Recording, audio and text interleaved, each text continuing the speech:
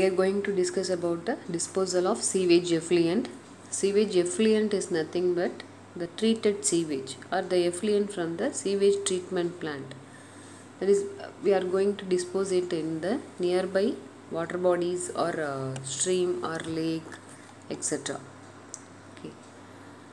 So generally the water, that is sewage effluent, is disposed into water or on land.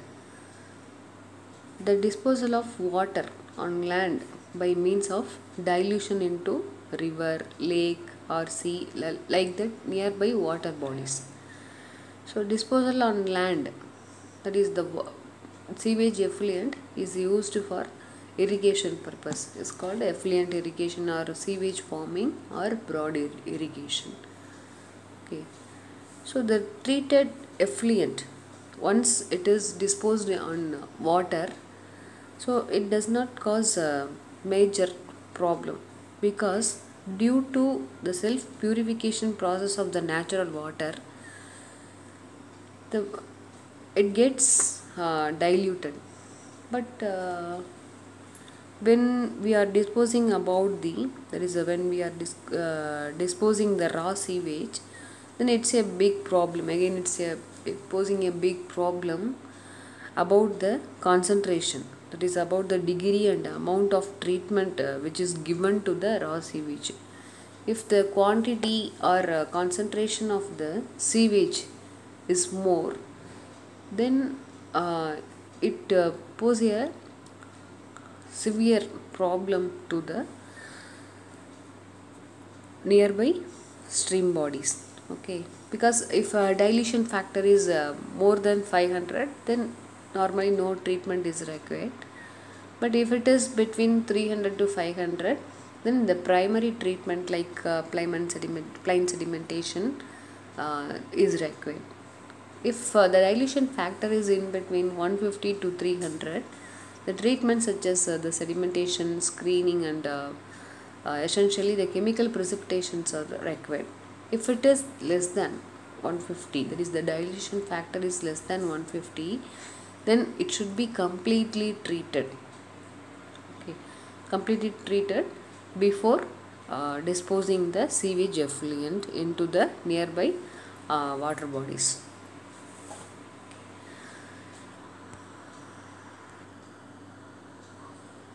So among these two methods of disposal, normally the sewage effluent is disposed by means of disposal by dilution. So first of all, we are going to discuss about the disposal of sewage effluent into a river, nearby river bodies. When it is discharged into nearby river bodies, the water in the river or that is in the river is getting polluted because of the waste product present in the effluent. But due to the natural self purification process, okay, due to natural self purification process, the water is getting diluted. Okay, so for that some of the forces, that is used for the natural self purification process. The forces are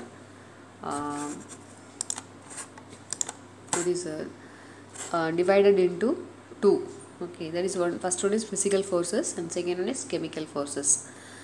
That is the natural forces, physical forces are dilution or dispersion, that is by dilution, and second one is by means of sedimentation, and third one is sunlight. These are the physical forces of self purification. And the chemical forces are oxidation and reduction. By means of these forces, that is acting upon the pollution element, it brings back the original condition of the river. The automatic purification process of the effluent discharged into the river is called self purification phenomenon. Sometimes the self purification process is not achieved successfully because of the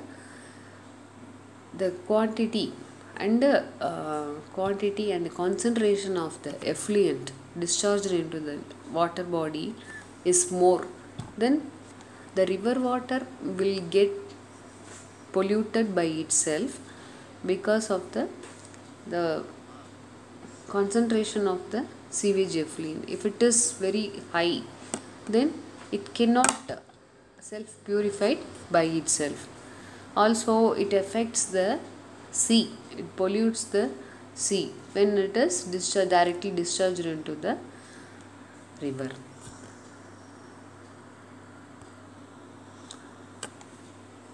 Next,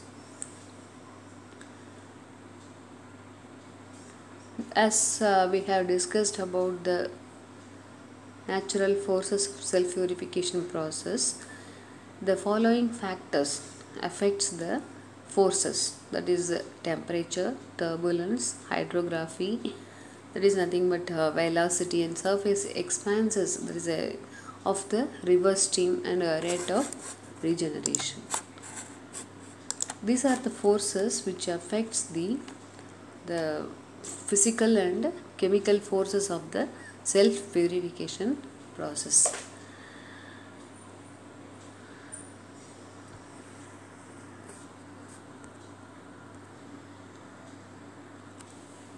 So the following factors like temperature, turbulence, hydrography, that is how it is going to disturb the natural forces, and that is natural forces of the self purification process. Natural forces nothing but by means of what thing the self purification process is attained.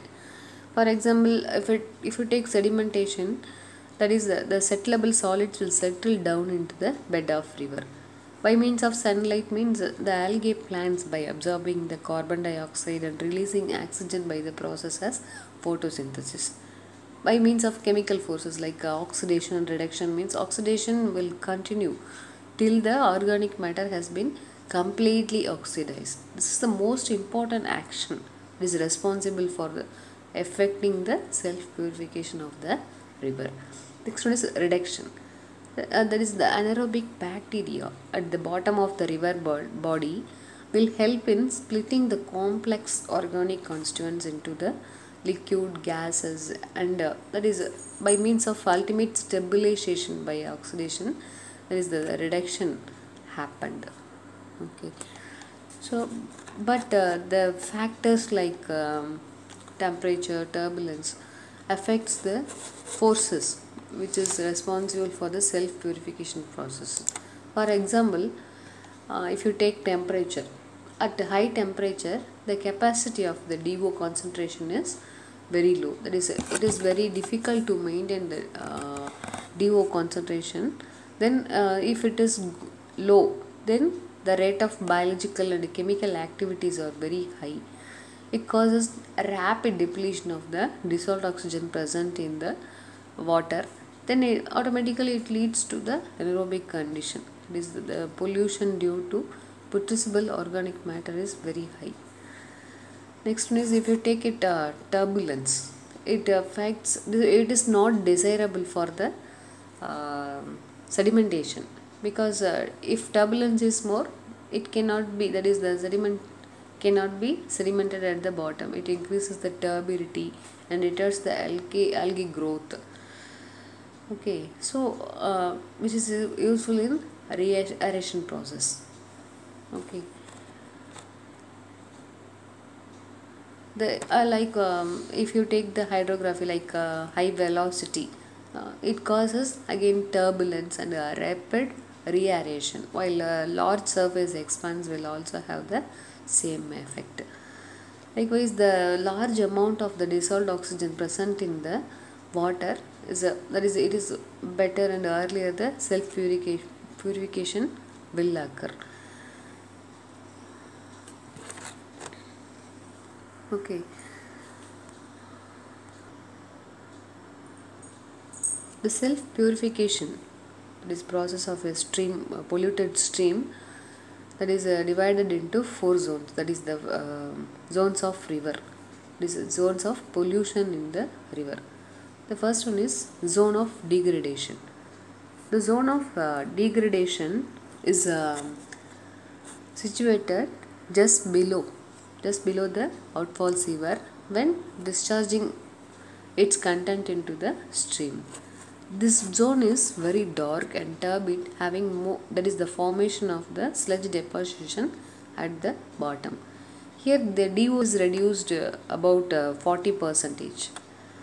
Okay, the deposition, that is the decomposition of the solid matter takes place in this zone, and the anaerobic decomposition prevails in this zone. Next one is zone of active decomposition. This zone is just after the degradation zone, and it is affected by the heavy pollution. The water in the zone become grayish and darker than the zone of degradation. The dissolved oxygen concentration in this zone falls down to 0. Okay, but the fish life is absent in this zone, but the bacterial flora will flourish in the zone with the presence of the anaerobic bacteria at the lower end. Next one is zone of recovery. In this zone, the process of recovery starts from its former condition. That is, the stabilization of the organic matter takes place in this zone. Due to this, the most of the organic matter settle down as sludge reserve, and the DO content rises above 40% in this zone of recovery. The last zone is clear water zone. In this zone, the natural condition of the water is restored. That is, the water becomes clearer and attractive in appearance, and the DO rises to saturation level. It is much higher than the BOD, and also the oxygen balance is attained in the zone of recovery. That's what this zone is. Clear water zone. The water is more clear compared to the remaining 3 zones. So that is we can say it is the recovery is said to be complete in this zone. So some pathogenic bacteria organism, there is a pathogenic bacteria may be present in this zone. So these are the zones of pollution in the river.